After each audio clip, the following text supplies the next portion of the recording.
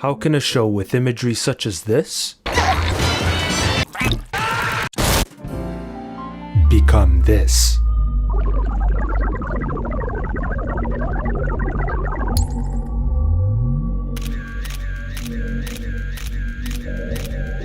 The Amazing Digital Circus is a mini web series about identity, masking, and how different people cope when presented with the same problem, as well as reality and fiction coalescing. From the show's deceiving structure to its set design and, of course, its characters, it's a show that slowly unveils its true colors as it progresses. Today, however, I'm going to be discussing the 7 main characters of the show, dividing them into 7 levels in order from the most stable to the most destructive personalities. And as we dig deeper into these levels, we will reveal the hard truths about the types of people these characters represent in our own lives. Because the deeper you go into this circus, the less it feels like a game, but a cry for help. Level 1. Pomny's acceptance. Pomny, in my opinion, is the most well-adjusted character. She's basically a stand-in for the audience, where we, for the most part, receive just as much information about the world as she does, and share the shock with her. She's a sweet, well-meaning girl who wants to make friends and make real connections, but she could tell when it isn't. Look, Pomni, we're already friends with the princess.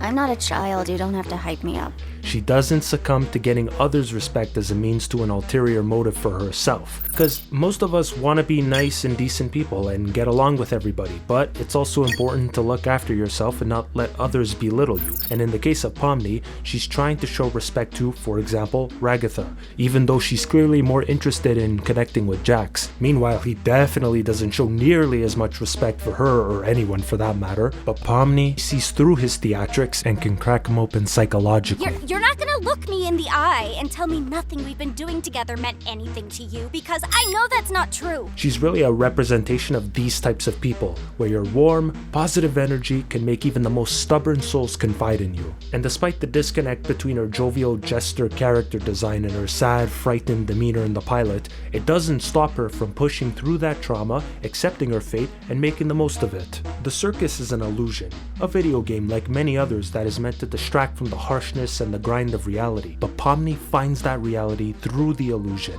As someone on the spectrum, I've been around with people on the spectrum, and I notice how for them traditional social environments sometimes can be overwhelming, so they turn to online spaces, games, niche communities to find that connection. People could say that internet friends are not real friends, but Pomny challenges that, because either it's all an illusion or it's all reality. VR chat users, for example, create anonymous avatars, hanging out with anonymous friends in virtual worlds, and certainly they're not physically there, and maybe you lose some nuances in human interaction that way, but the sense of community and the ability to create positive memories that are being felt by a real person, I mean, it's the same passengers just in a different vehicle. But what's important is that what Pomny feels is real and meaningful to her, and whether or not anyone thinks the circus is a big illusion does not matter.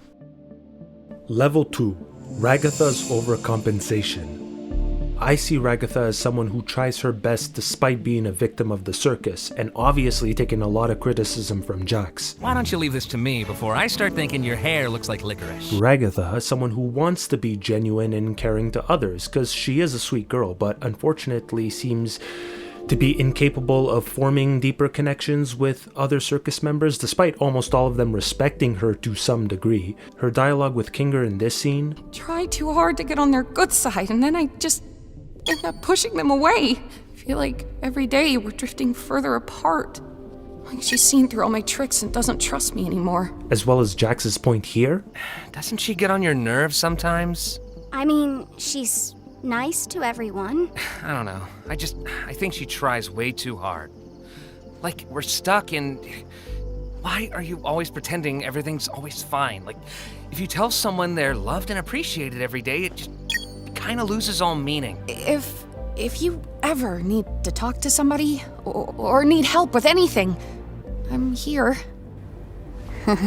So I actually feel vindicated by this scene, because when I was a kid, there were people I looked up to and I wanted to be their friend. I had crushes, but that lack of indescribable spiritual connection prevents you from truly connecting with that person, or even feeling fully comfortable around them. Because you could be the nicest human being on the planet, where you shower somebody with gifts and compliments, but if you're not down to earth or relatable to that person, or especially if those niceties come from some not so altruistic motive, then people might instinctually pick up on that and push you away. Now, of course, you should be nice and respectful to people, obviously, but sometimes it's not about if you're the nicest person out there, it's about if you're perfect for the person you're into in particular. Level 3. Kinger's overstimulation. Kinger is the epitome of someone who's quirky and carefree around their close friends, but timid and polite around acquaintances or casual friends, except it's in the inverse. As revealed in episode 8, definitely, but heavily implied in episode 6, Kinger's behavior is much more level-headed and attentive in the dark. In the light, he's easily startled, chaotic, and seems to exhibit a short-term memory. My comedy mask is broken again. Ah! Oh! Gangle, you startled me. But in the dark, he's warm, wise, calm. The darkness clears his mind, and suddenly he anchors himself to the present moment. Maybe you just needed a break. It sounds to me like you put a lot of pressure on yourself to be there for everyone, and when you're not, you beat yourself up for it. You said you failed Pomni. Why do you feel that way? And this mental quirk isn't only interesting because it leads to a memorable aesthetic for his character with the bucket head in episode 8, but this introverted type of behavior does tie into the implied messaging of the series, for me anyways, and that being one of technological stimulation.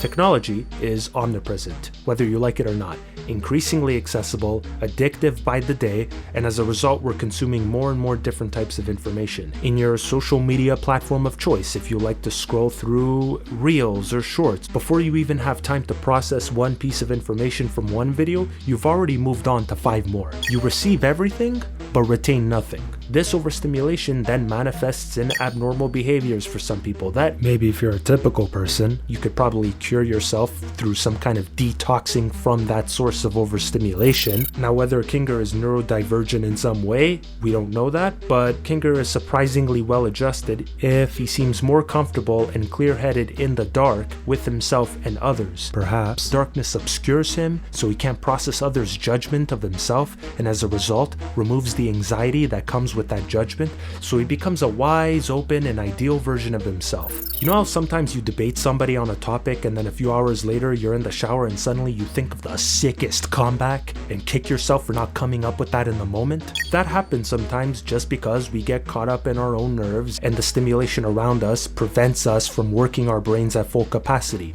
But take away that stimulus and suddenly the inner intelligence that has always been there comes into fruition. But going back to Kinger, I think he's well adjusted deep down because he's open to that darkness and lack of stimulation. Some people are scared of the silence and need to distract themselves as much as possible so they don't have to think about their own lives, the very lives that they're living, their goals, their wants, their weaknesses, but not for Kinger. He becomes himself when the world shuts up. Level 4. Zubil's identity instability. Zubil's personality to me is a double-edged sword, which, I mean, if you look at their design, a double-edged sword can probably blend in just fine. But what I mean is, I think this is where character-wise, we actually get to the heart of what the series truly wants to express. Gooseworks is finally taking a piece of her and putting it into these characters. I grew to like Zubil more and more with every new episode because I think that they're an empathetic character to others, but they are at odds with themselves. Their character design, first of all, on the surface, for any other series would be associated with a comic relief character with a large and wacky voice performance. But here, voice actor Ashley Nichols plays their voice very straight and almost somber, like intentionally mismatched. Do you have any of that stupid sauce left? Or as Kane says, "You mismatched cash piano?" Between the therapy scene and their slightly tweaked design every episode, their non-binary identity, Zubil is in the process of searching for themselves, but always finding themselves in limbo. I don't like myself. I hate this body. I hate all these stupid removable pieces. I just want to find something that feels good. And that's an experience from myself, as well as from LGBTQ friends in particular, that I could see imprinted onto this character, where you have feelings that don't coincide with societal expectations, so you find yourself in a limbo state where you're never content, and that mental purgatory drives you mad. It's a constant climb to the top of the mountain, but you never know when that top will come. Level 5. Gangle's masking. She's not exactly a fan favorite, but please don't sleep on this character, because I actually think she's probably the most obvious and clear representation of what the show itself is communicating thematically. In a show where masking, identity issues, insecurity, and concealing information from others are such prevalent themes, Gangle encompasses all of that very prominently. I'm thinking of scenes like in episode 6 where she hands Zubil her mask. I don't really trust myself that much with it.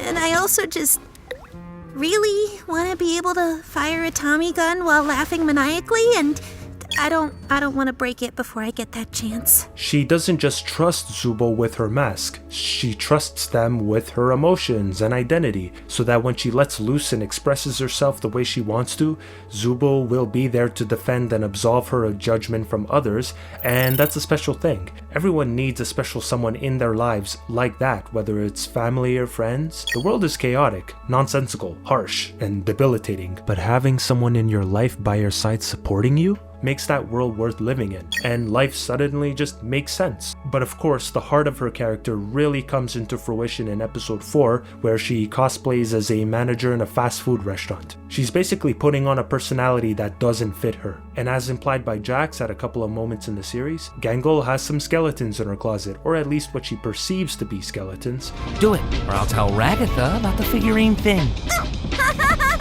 And of course, Jax himself is projecting personal issues, which we'll get into. Anyways, Gangle eats, sleeps, and breeds these insecurities, as you can clearly see with her fragile, sad, hunched over character design that makes what she's pulling off in episode 4 not really sustainable. But she does realize in the end, after her long, arduous shift, that it's okay to not put on this performance of a character, and embraces her timidness, her quietness, her gentleness, in a sense. You know, not everyone is designed to be the life of the party, and that's great, don't get me wrong, everyone wants to be that, but Gangle represents the not-so-rowdy group of people who thrive in contemplation and introspection. People who don't say much, but carry the weight of others and contribute a net positive to society in one way or another. For her, perhaps she wishes she were built differently, was naturally more confident, but emulating the latter was more destructive for her clearly, so now she's picking between the lesser of two evils. When you're growing up as an introvert, you're basically soaking up personalities and behaviors just as much as knowledge and facts, because interacting with people and gaining respect is a very complex endeavor, so you learn by reference.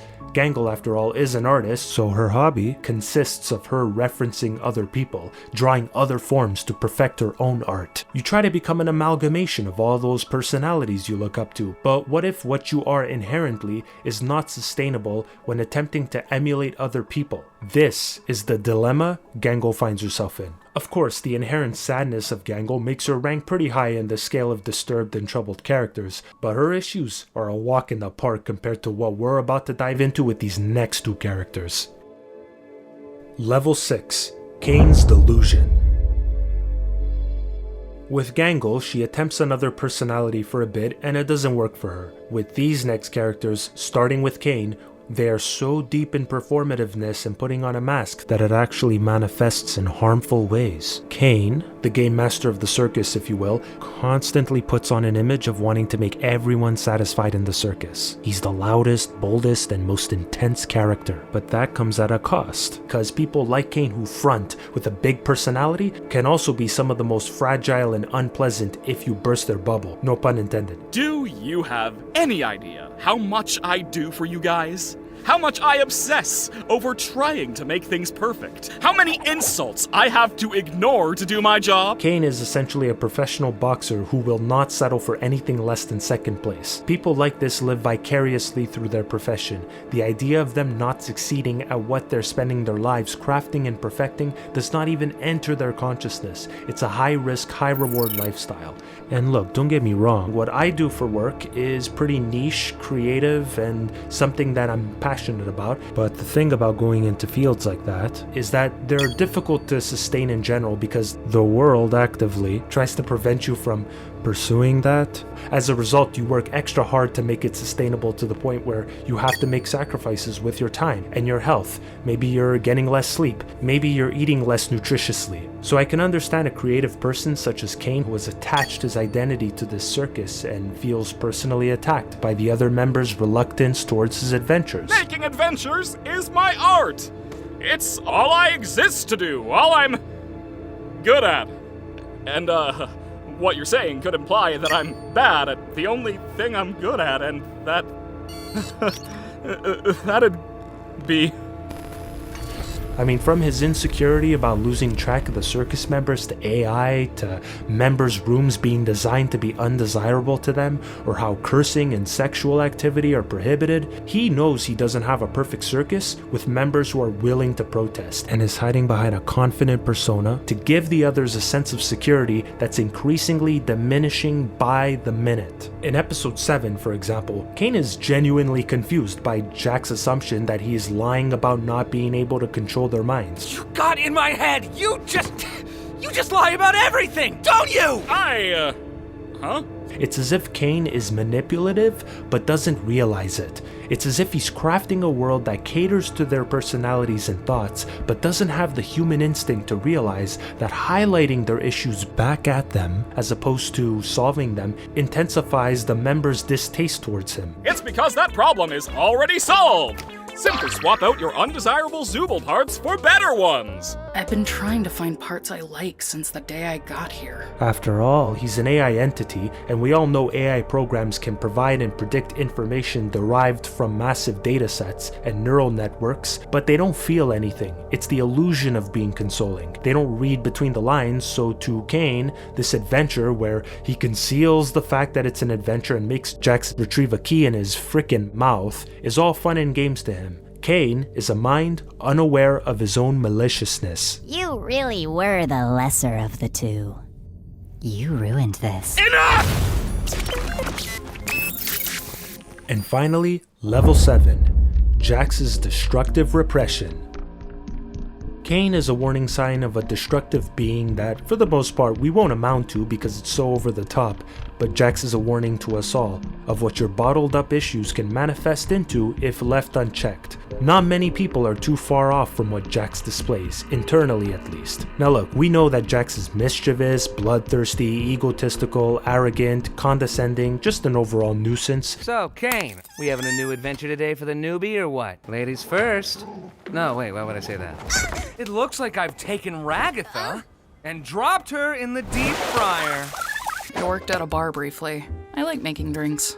That sounds fitting for you. But behind all that is a deeply repressed soul that not only represses but rejects emotion. He's the one I feel Goose is stripping the most of her personal experiences onto. I get the sense that she relates the most to this character, and it's pretty evident by the fact that she says it's her favorite character. He actively rejects positive emotion as a self-defense mechanism, and his twisted way of thinking that this is how he will gain more respect. Heck, in this particular kind of disturbing shot, you can see how he's so repressed that he's created an automatic mechanism to push himself back to a masking state, which I think is a very smart animation choice from the animators to do something that is such a procedural keyframe type animation but is still effective and creatively done. You can convince yourself that you don't need anyone, that detachment, isolation is strength, and sure, with that mentality you don't have to risk being hurt. But then nothing is real. You're not real.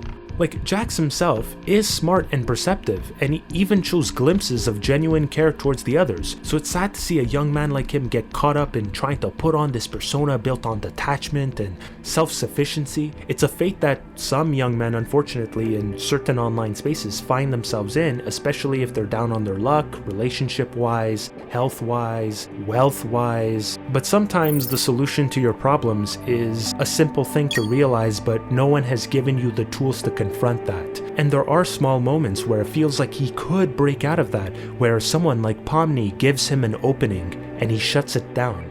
It's like there's an entire version of himself that he can freely express, but he is preventing himself from feeling that, or just isn't aware it even exists. There's a reason why the Jack's transgender theory caught some traction, because there are moments of spare dialogue that imply what some theorize as him projecting words or phrases that align with that gender crisis thought process, that he's overcompensating for his denial by insisting on how masculine he is so he doesn't have to reveal that feminine side to him. This is what peak male performance looks like. My ears and tail are kind of the pinnacle of masculinity. God, you look stupid. And that's a dangerous mentality for some, because someone who is so emotionally repressed that he can convince himself that the one thing that would probably solve his issues doesn't even make sense to him anymore, but maybe at one point it did. And the saddest thing is that Jax is willing to keep everything in, and it seems like those emotions would only break out when the entire circus malfunctions and everyone has abstracted. And that's why I think Jax is the most dangerous character, because sure, he's arrogant and chaotic, but above all else, he's preventing himself from being human. And by the time he lives his truth, it's too late, my man. Self-reflection is a scary thing, because it means you're unpacking uncomfortable truths about yourself, and sure, you might not like what you find out about yourself, but the alternative to that is repressing everything to the point where later down the road, you start exhibiting weird behaviors and you feel depressed and you can't put a finger on why. But as we can see through Pomni's adaptability, Ragatha's willingness to respect, Kinger's comfort in his own thoughts, Zubil's empathy, Gangle's slow acceptance of herself, Kane's dedication to entertaining others, as well as Jax's little morsels of care for others, there are elements of good nature in all of them, and no one is this mustache-twirling villain by default. But the circus is a test, a place that takes people who have the same feelings, the same good intentions, but different methods of coping, with some being more destructive than others. Because even though it's a game with no physical consequences, the coping, the emotions, the experiences, those are as real as it gets. Unless episode 9 comes out and then everything I said just becomes completely irrelevant, and maybe that's going to be the point of the show.